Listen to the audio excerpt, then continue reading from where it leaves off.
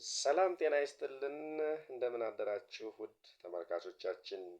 ዛሬ እስኪ በዓለም ዋንጫ ዙሪያ አንዳንድ ነጥቦችን እናነሳለን። ይኸውም በዓለም ዋንጫ እንግዲህ የአቋም ፍተሻ ጨዋታዎች ትናንትና ከትናንት በስቲያ ሰሞኑን በሰፊው ሲካሄዱ ቆይተው ነበረ። ዛሬ ደግሞ ትናንት የተደረጉትን ጨዋታዎች እንዲሁ በዝርዝር እናያቸዋለን። ከዛ በፊት ግን አንድ መረጃ ይኖረናል። ፎርብስ ያሳወቀው አንድ መረጃ አለ። ሊዮኔል አንድሬስ ሜሲ እንግዲህ ክርስቲያኖ ሮናልዶን ተከትሎ ፎርብስ ባወጣው መግለጫ ላይ ቢሊየነርነቱን በይፋ አሳውቋል። የሚገርም ዜና ነው። ሊዮኔል አንድሬስ ሜሲ ከስፖርቱ ዓለም እንግዲህ ብቸኛው ቢሊየነር ከሮናልዲኖ ከክርስቲያኖ ሮናልዶ ቀጥሎ ቢሊየነርነቱን አረጋግጧል ማለት ነው። ከአሁን በፊት ክርስቲያኖ ሮናልዶ ቢሊየነርነቱን እንዲሁ አስረጋግጦ ነበር። አሁን ደግሞ ሁለተኛው ቢሊየነር የዓለማችን ከስፖርቱ ዓለም ማለት ነው ሊዮኔል አንድሬስ ሜሲ ሆኗል። ይህም አስገራሚ ዘገባችን ሆኖ ተመዝግቧል። እንግዲህ ቀደም ሲል እንደነገርኳችሁ በዓለም ዋንጫ እንግዲህ ሊጀምር የተወሰኑ ቀናቶች ይቀሩታል። 3 ቀኖች ናቸው የሚቀሩት። ሮብ ዕለት በይፋ እንግዲህ ፕሮግራሙ የዓለም ዋንጫ የ2026ቱ የዓለም ዋንጫ እንግዲህ አስገራሚውን ጨዋታ የምናይ ይሆናል። የመክፈቻ ፕሮግራሙ ሮብ ዕለት ይደረግና የመክፈቻው ጨዋታ ይጀመራል። ያንንም በሂደት እንዘግባለን። ነገር ግን ከጨዋታው በፊት አሁንም ከዓለም ዋንጫ ከመጀመሩ በፊት የተለያዩ የአቋም ፍተሻ ጨዋታዎች እየተደረጉ ይገኛሉ። ይኸውም ትናንትና የተደረጉ የአቋም ፍተሻ ጨዋታዎች በተለያዩ የዓለማችን ሀገራት ክለቦች መካከል ብሔራዊ ቡድኖች መካከል ተካሂደዋል። ብራዚል እንግዲህ የምንጊዜም የዓለማችን የዓለም ዋንጫን በቁጥር ብዛት በማንሳት አንደኛ ሀገር ናት። 6 ጊዜ የዓለም ዋንጫን ያነሳች ሀገር ናት። ዘንድሮ በዚህ ቶርናመንት ላይ ምን ይጠበቃል የሚለውን እና የምናይ ይሆናል በሂደት እንግዲህ ብራዚል 2 ግብጽ 1 አፍሪካዊቷን ሀገር እንግዲህ ግብጽን ብራዚል 2-1 በፍተሻ አቋም ፍተሻ ጨዋታ ላይ አሸንፋታለች። ሌላው ስኮትላንድ ቦሊቪያን 4-0 አሸንፋታለች።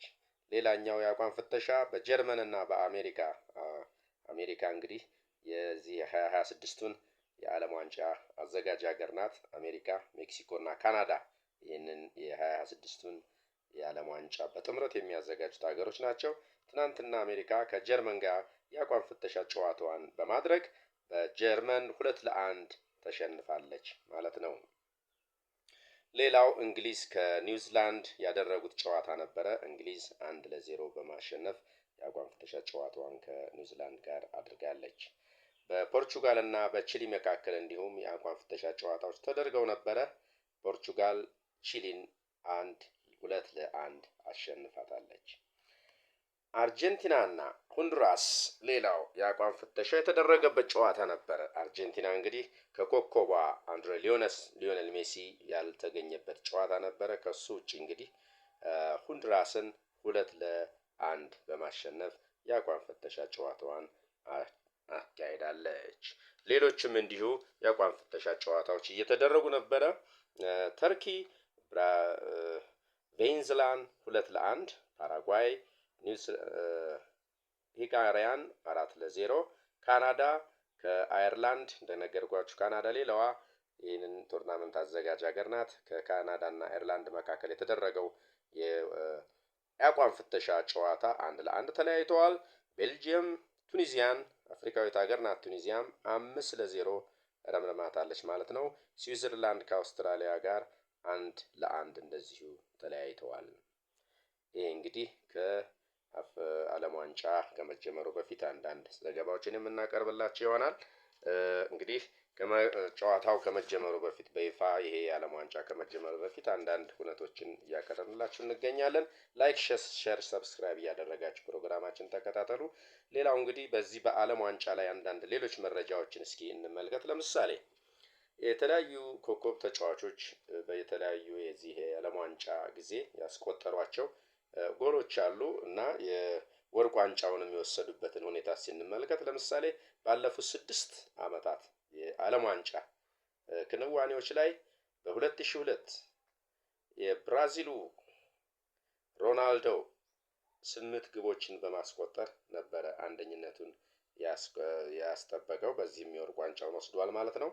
ሌላው ሚሮስላቭ ክሎዛ የሚባለው ተጫዋች ደግሞ በቀጣዩ ዓመት በ5 ግቦች የዓለም ዋንጫውን ፈጽሟል።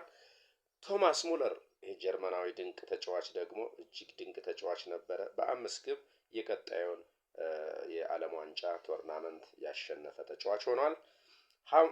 ሌላው ሃምስ ሮድሪጌዝ ነው። ሮድሪጌዝ በ6 ግብ የተከናወነው የዓለም ዋንጫ አሸንፎ ነበረ። እንዲሁ ሃሪኬንም በቀጣዩ የዓለም ዋንጫ በ6 ጎሎች የፈጸመ ሌላ ኮከብ ተጫዋች ነው። ከዚህ በመቀጠል ደግሞ የመጨረሻውን ከአሁኑ ቶርናመንት ከ2026ቱ በፊት የነበረውን ቶርናመንት በ8 ጎል ከብራዚላዊ ክርስቲያኖ ጋር እኩል ጎል አስቆጥሮ ታሪክ የሰራው ክሊያን ምባፔ ነበረ። የሚገርም ነው። ዘንድሮስ በ2026ቱ የዓለም ዋንጫውን ዘንድሮ በምንመለከተው ማን ኮከብ ጎል አግቢ ይሆናል የሚለውን እስኪ እንጠይቃቸዋለን። እስኪ ኮሜንት ሴክሽን ላይ ሀሳባችሁን አስቀምጡልን። ማን ሊያሸንፍ ይችላል? ማን ብዙ ጎሎችን በማስቆጠር ይሄንን ቶርናመንት ይጨርሳል የሚለውን እስኪ እናንተ ግምታችሁን አስፍሩልን። በቀጣይ የተለያዩ ፕሮግራሞች እስከምንገናኝ ሰላም ጤና ይስጥልን። ቻው።